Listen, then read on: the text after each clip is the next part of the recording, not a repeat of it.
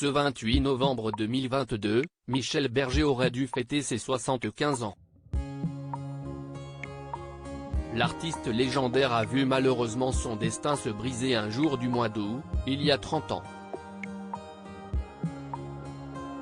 Sous un soleil généreux dans le sud de la France, l'auteur-compositeur-interprète a été victime d'une série de crises cardiaques et la dernière lui sera fatale.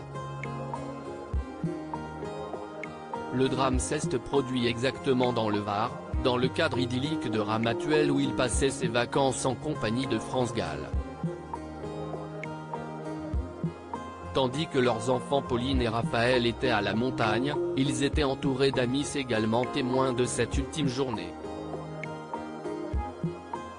Le 22 juin 1992, jour de leur 16e anniversaire de mariage, le couple formé par France Gall et Michel Berger a donné un concert intimiste à la salle New Morning à Paris.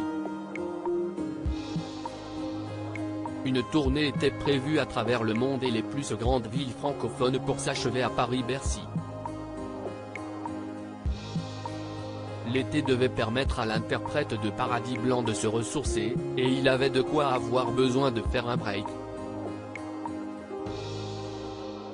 La pression était en effet forte sur les épaules de Michel Berger à cette époque.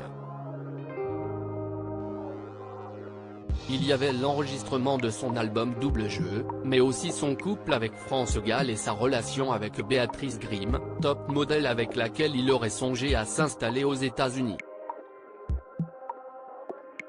Et puis le drame de sa vie de parent, la maladie de sa fille Pauline, atteinte de la mucoviscidose, une maladie mortelle qui finira par emporter la jeune fille en 1999. Un dimanche ensoleillé qui tourne au drame. Cette journée devait permettre à Michel Berger de souffler. Non loin de la baie de Pamplonne, il avait décidé de faire une partie de tennis avec l'une de ses amies, Framboise Holtz, Marie-Françoise Buard de son vrai nom, qui est, comme son patronyme l'indique, l'épouse du journaliste sportif de France Télévisions, Gérard Holtz. Au moment de ce match amical d'après-midi et après quelques échanges, le chanteur s'est effondré sur le court. France Gall avait insisté pour appeler les secours mais son mari avait dédramatisé, pensant simplement avoir besoin de se reposer. La suite, s'y est un second malaise dans la soirée après un bain.